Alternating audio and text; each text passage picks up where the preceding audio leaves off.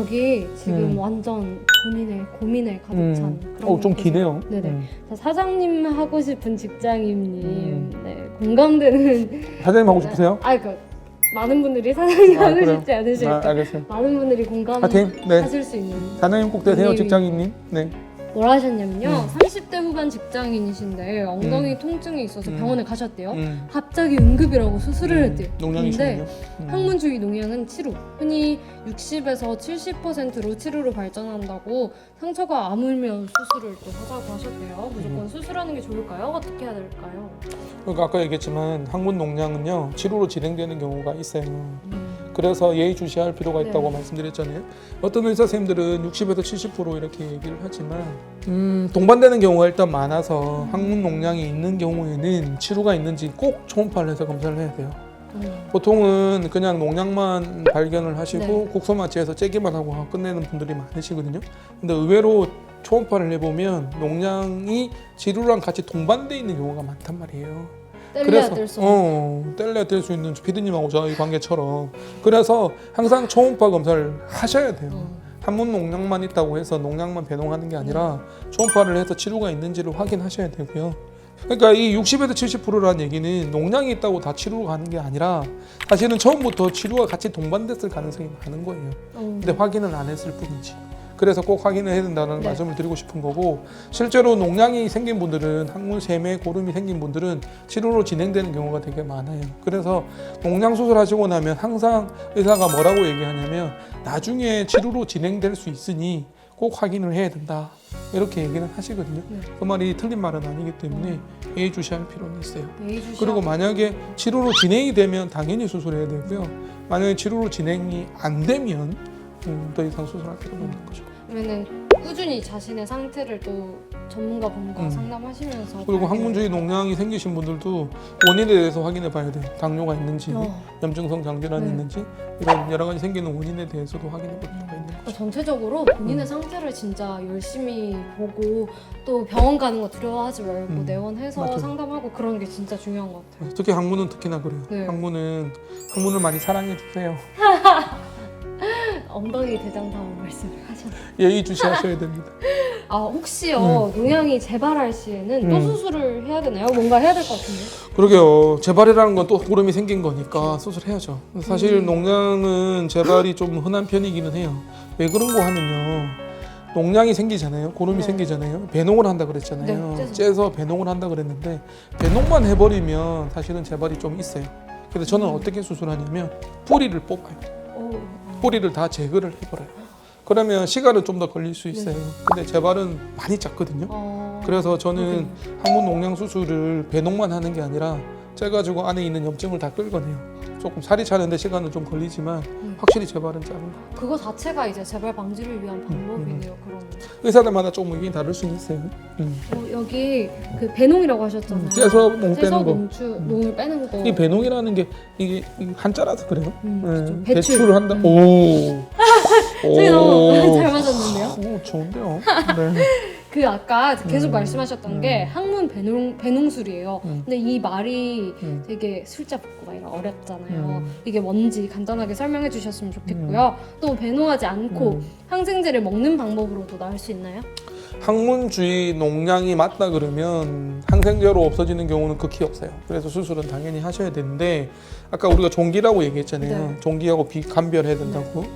좀 구분이 된다고 말씀드렸는데, 피부 밑에 땀샘에 생기는 염증은, 그런 고름은 항생제로 없어지는 경우가 많아요. 그래서 그때는 꼭 수술하실 필요는 없어요. 근데 항문주의 농양은 무조건 수술을 해서, 그러니까 항문 농양 배농술이라 그러는데, 째가지고 고름을 빼고 안에 있는 염증을 다 끌어내는 거죠. 그걸 배농술이라고 하겠습니다. 그 수술이잖아요, 그것도. 근데 이때까지 뭐 치료 얘기했을 때 수술하면 관략근 약해진다는 얘기를 되게 많이 들은 것 같아서 혹시 항문 배농술을 해도 관략근이 약해져요? 그건 아니죠. 근육을 건드리는 게 아니라. 그렇지. 요즘 그 유튜브 보니까 NO! 이런 거 많던데 이것도 NO! 해주세요. NO! 혹시요 네. 항문 이제 주위 농양이랑 치료랑 치열이 있으면 같이 수술을 하는 것도 가능한가요? 가능은 한데요. 치열 수술은 제가 굳이 안 해도 된다고 말씀드렸잖아요. 가능은 합니다. 네. 일타 쌍피 그래서 또 하시는가 봐요. 모조리 없애달라고 타짜님. 하셨네요. 네, 진통제님 항문 그쵸. 농양은 독감인 줄 항생제로 알았는데 치료 가는 거 맞아요. 네네. 그래서 보름인 줄 알았는데 알고 보니까 농양이더라 이런 얘기 되게 그러네요. 많으세요. 그래도 항문주의 농양은 빨리만 진단되면 되게 간단하게 해결할 수 있어요. 그래서 농양에 대해서 너무 걱정하지 마시고요. 문제는 빨리 진단하기가 좀 쉽지 않다는 거예요. 처음에는 감기 몸살처럼 오기 때문에 오해하는 경우도 많고 코로나 때문인 줄 알고 병을 키우는 경우도 많고 특히나 저는 안타까운 게 직장 다니시는 분들 있잖아요. 이렇게 아프시더라도 참아요. 그리고 진통제 드시면서 버틴단 말이에요. 토요일 날 많이 들어오세요. 그래서 항문외과는 토요일 날 항상 바쁜 이유가 저희는 이제 야간 진료도 물론 화요일, 금요일 있어서 야간 진료 때도 오시지만 직장인들이 토요일 많이 오시거든요. 제가 어제도 깜짝 놀랐어요. 어마무시한 농양이 오셨어요. 일주일 동안 참았대요. 왜 참으셨냐 그랬더니 직장 가야 되니까. 참을 수밖에 없었어요. 그래서 마음이 너무 아팠거든요. 그런데 아프시면 우리 몸이 주는 신호예요.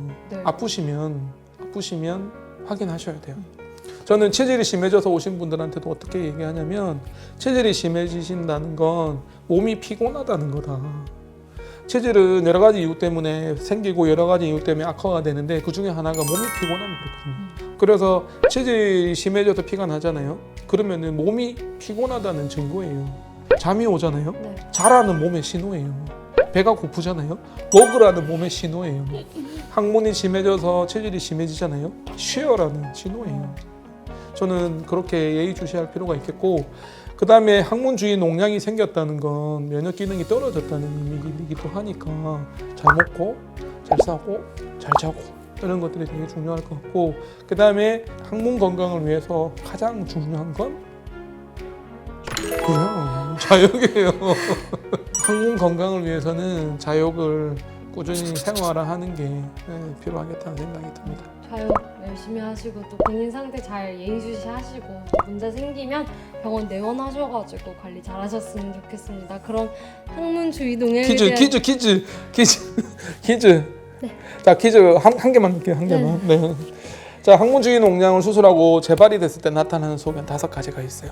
몸에 염증이 생기면 나타나는 5가지 소견. 붓고 아프고 피나고 진물나고 진물나고 아프고 붓고 붓고 아프고 피나고 진물나고 열감 생겨. 열감.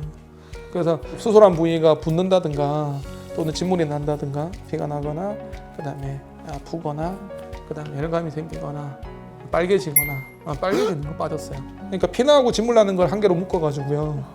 붓거나 피나고 진물 나거나 아프거나 빨개지거나 열감이 생기거나 그런 5가지 소견이 있으면 농양이 다시 재발한 거고 또는 항문에 뭔가 염증이 생긴 거고 치료나 농양을 의심해야 되는 상황이기 때문에 항상 병원에 오셔서 확인을 하시고 필요하면 초음파 검사를 하셔서 항문 농양도 초음파 검사를 무조건 하셔야 돼요. 왜냐하면 아까 치료가 동반된 경우가 있다고 말씀드렸잖아요. 그래서 그 치료가 있는지도 항문 초음파 검사를 알 수 있고 그다음 농양이 얼마나 큰 넓은 범위인지 어디까지 농양이 퍼졌는지를 알 수 있기 때문에 항문 초음파 검사는 무조건 하셔야 됩니다.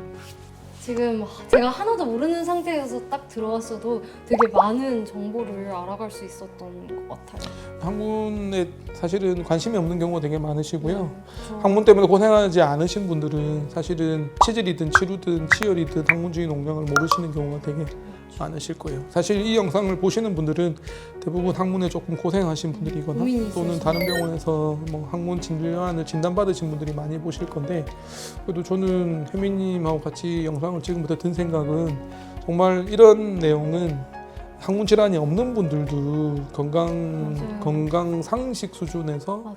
알고 계시면 참 좋지 않을까 하는 생각이 들어서 이전에는 저희 유튜브가 아프신 분들을 대상으로 말씀을 드리는 자리였다 그러면 이번 컨텐츠는 혜미님이 오면서 일반인들을 국민들을 위한 그런 컨텐츠가 아닐까라는 생각이 좀 들었습니다. 그래서 오히려 더 좋은 것 같습니다. 네, 감사드립니다. 좋은 말씀 감사드리고 저희 다음 주제에서 뵙도록 하겠습니다. 수고 많으셨습니다. 네, 고맙습니다.